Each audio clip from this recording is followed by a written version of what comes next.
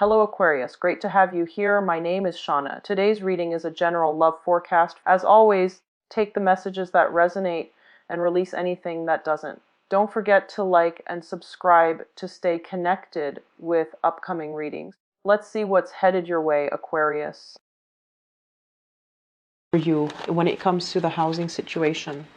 And what they're saying, I'm hearing your guides saying here, you're making really good money right now. So investing in property, investing in an area where you feel safe, where you feel good, where you feel welcomed is going to be important, okay?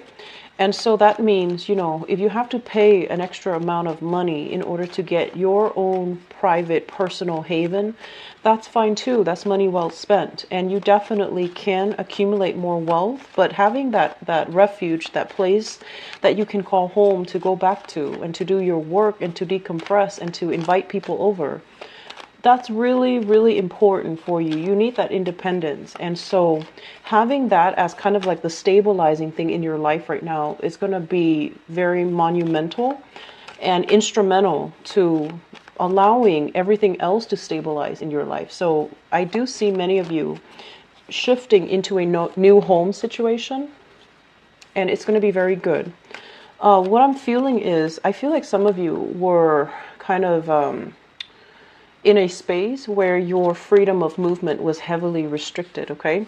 So it could be, somebody telling you, for whatever reason, I'm seeing low visibility, so I don't know if the lights are always off, if it's really dark and you're always like fumbling around in the dark, if you had, noise restrictions as well, someone is telling you like, oh, don't make so much noise, don't turn on the lights, or don't leave the lights, on when you leave. And I feel like, you're a very unpredictable sign. Your life is also very fast paced and it's very unpredictable. So you don't have a fixed schedule. You don't have, a routine where you come and go at a certain time, and you don't like to even come and go at a certain time. So you're going to do what you want to do whenever you want to do them. And so having somebody else place those types of restrictions on you can feel very, very annoying. And so investing in a place, your own refuge, your own haven, it is money well spent. Don't worry about, like justifying to yourself, I'm paying so much money. Is it worth it? Yes, it is worth it. If we can have that peace of mind, I definitely feel it's worth it, right? And so that's what I'm sensing here. A new environment. If you're sick of where you've been staying, there is going to be a new housing situation. And I would urge you, if you are moving to a new place, right? And you're thinking like, maybe I should live here where I can have a roommate, or I can live in a place that is more robust and vibrant because I can make new friends. I feel like you're going to make friends wherever you go. That's the typical Aquarian nature. So don't feel like you have to live in a specific area because, you don't want to be alone. Don't feel that way. Friendships are separate from a living situation. So aim to be in a living situation where you have a little bit more peace and quiet. I feel it's going to serve you a lot better than injecting yourself in the middle of a very robust, vibrant, busy environment where you're going to be inundated by a lot of noise, a lot of distractions, a lot of light pollution. And you don't even have that, it's like every time you slip out the door, you have to greet somebody, you have to stop and say hello, and you have to, do the social niceties. And then you also feel like your every action is monitored. Like it's not going to serve you well, okay? So aim for solitude, aim for peace and quiet, aim for your own personal space. That's going to be crucial. I feel many of you are going online looking at apartment listings, looking at homes, looking at places that you can, move into. And that's great.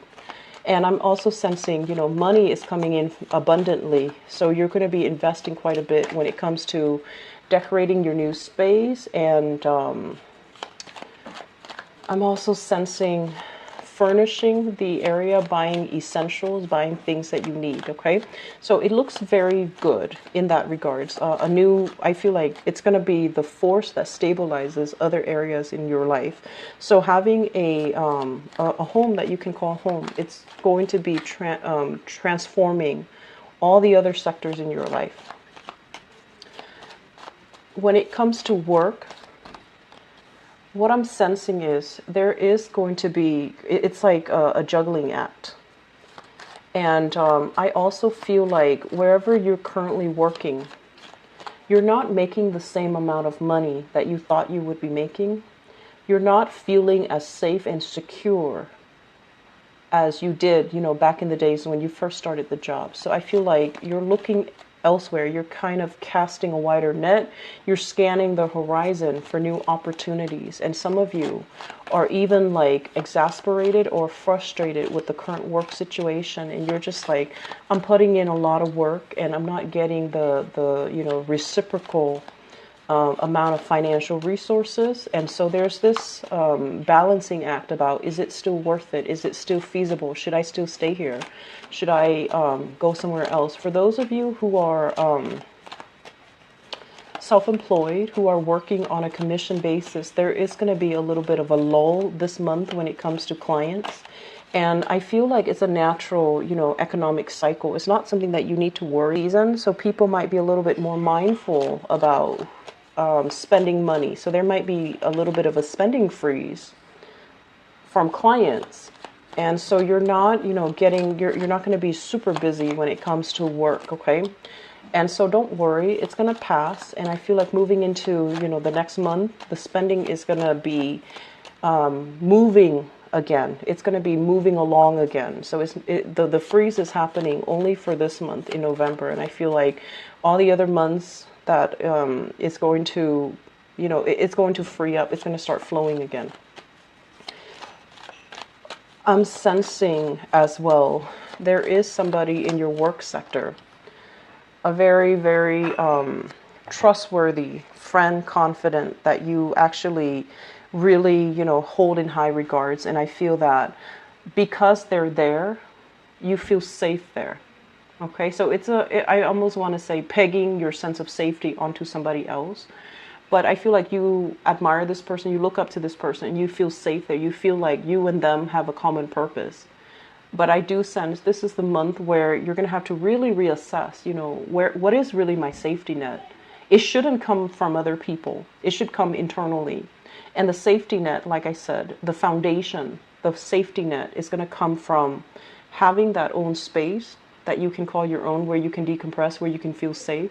And then once you have that, all the other areas of your life will start to stabilize and will bring that sense of safety and security for you. Okay, so let's talk about this spread. The two cards that came out at the very beginning of the spread looks really, really good. But I'm trying to pick up as well other areas that might be a little bit more tenuous that you have to contend with. And I feel it's relationship oriented. So let me just talk first of all about this, and then find a segue into the next the next area of your life. This is a new job. Scorpio got a card that is very similar, but it showed up in the upright position. So the Ace of Pentacles is some type of a God-given opportunity to make money. This is a very, very lucrative work assignment, and it's also something that can be greatly income generating. It can be very, very prosperous.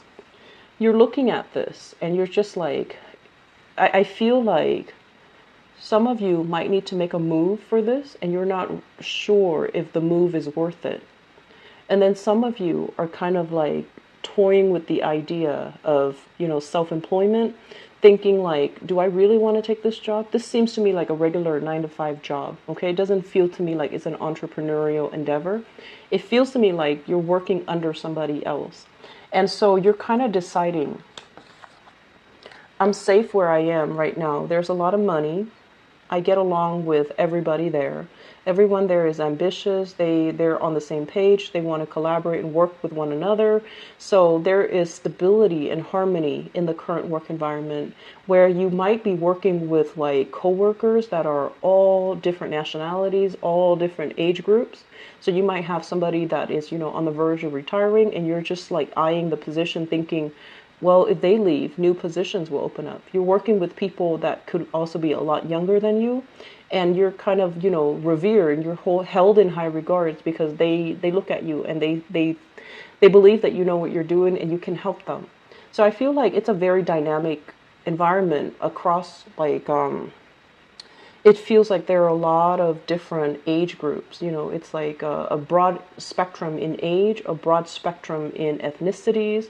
It's also a very, very busy, fun, dynamic environment where the days go by really fast.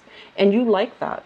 You like a place that is, you know, if it's something too stable, it tends to be boring. So you gravitate towards environment that is a little bit more fun, dynamic, fast paced, because you don't want to be stuck feeling bored. So in this current environment, you feel like, oh, there's a lot to do. I'm still learning. So I'm not sure if I'm ready to shift gears just yet. But this is behind the, either you're born in, you know, the late decan of Aquarius, you're dealing with this now where you have new opportunities, and the opportunity has a lot of growth and a lot more prosperity. And so you're trying to kind of like make a quick getaway. Like, how do I do this gracefully? How do I not disappoint all the people that I've been working with? How do I just cut ties and, you know, bounce, get out of there gracefully without having to talk to my manager, my supervisor? How do I just get out gracefully, make a graceful exit? So some of you are toying with this idea, and I feel some of you are just, you're not really sure if this is the right decision. And so it seems like there's a lot at stake. It seems as if, you know, there's a lot of fears here. The strength card is more about, you know, emotional and physical resilience, okay? It's about speaking your truth. It's about not cowering in the face of danger or in the face of fear. So I feel that the best policy is honesty, and the best policy is to be very forthcoming and righteous when it comes to our intentions.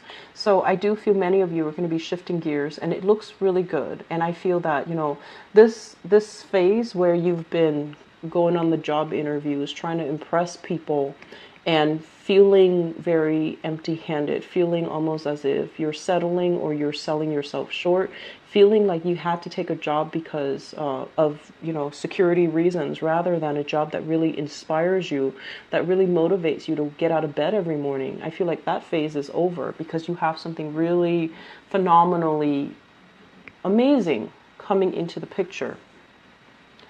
I'm also sensing as well, let me talk about the relationship sector. So I have here a fire sign. So this is a Sagittarius, an Aries, or a Leo, sun, moon, or rising. And this energy is kind of like somebody delivering bad news, okay? It's a messenger energy. And what I'm feeling is, I feel, first of all, you're dealing with somebody that might require a lot more attention and a lot more of your time. Okay, so they can come out as this energy of a fire sign, where they want more from you. They want to know that you care about them. They need a lot more attention. They need a lot more of your time, and they're wondering where you've been. You've been busy working. You've been busy building your empire, building wealth, and you have a lot of things here that you're taking care of. And I feel like some of you are just kind of physically tired. This is a house move. Some of you have been doing this where you're jumping from place to place. You're trying to gather everything from one place to the next. And so you're neglecting your relationships. And I feel like you just don't have the time. And so this person is coming into the picture, kind of nudging you like, hey, look at me. Where have you been? Are you with somebody else, or are you, just caught up with life? And where do I fit in your life? And that's a really good question, because I feel like some of you are also wondering, is this relationship viable? Are they still a permanent fixture in my life? Am I outgrowing the relationship? I feel honestly some of you are outgrowing the relationship. And you might not have the heart to break it to them, because, they're pure and innocent and just a very fun person to be around. They're lighthearted, and I feel like they're generally very honest, but you're just not really sure of the long-term viability of the relationship, because you have a lot of expanding that's happening in your life, a lot of I want to say grabbing new opportunities that's coming in, and you keep yourself very nimble on your feet, And when opportunities come in, you always go with the new. The new, for some reason, for Aquarius, that novelty concept. You know, it's always like, it's almost like the grass is always greener. You have that tendency to do that. As long as it's not old, as long as it's new, I can handle the new. And I don't care what's going to happen. New is new. New is better. New is not always better, but I feel like in your mind, you automatically make up this belief that new is always going to be better. At least, you know, it's going to be exciting. It's going to require some adjustment. So initially, yes, it's going to be fun. It's going to be exciting. It's going to be new. But then that novelty concept always wears off. And so it's really important for you to really look at, you know, clearly, is this still viable? Am I outgrowing this person, like just spiritually?